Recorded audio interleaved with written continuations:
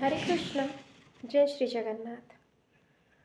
श्रीकृष्ण हेउछन्ति परम आनंदमय विग्रह।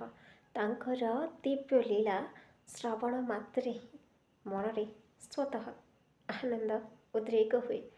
मनीष मनरे जेते दुख थाउ ना कहीं कृष्ण नामर उच्चारण मात्रे ही सब दुख स्वतः दूरे जाए। तेणु कहुए जे कृष्ण नामर से पवित्र अमृत पान करने द्वारा अनेक समय अनेक प्रतिकूल समय मनीष दृढ़ भाव से प्रतिकूल परिस्थितिर सामना कर सामर्थ्य पाई जाए। कहीं जड़े अदृश्य भाव तार मार्गदर्शक साजी पथ कड़े नहीं जाती।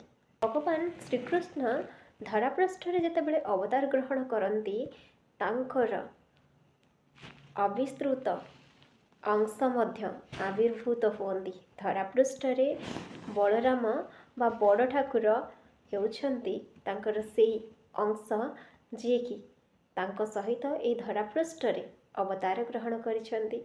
कहुए जे बड़ ठाकुरंकर अनुग्रह बिना प्रभुको कृपा लाभ करने संभवपर नुहे। बड़ ठाकुर बा बड़ बड़ दिय हेउछन्ति ईश्वरंकर सही पवित्र सत्ता बा आध्यात्मिकतार मार्गरे